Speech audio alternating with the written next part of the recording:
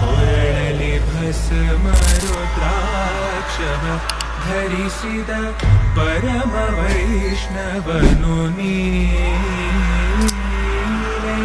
ಗರುಡ ಗಮನ ನಮ್ಮ ಪುರಂದರ ವಿಠಲನ ಪ್ರಾಣ ಪ್ರಿಯನು ನೀ.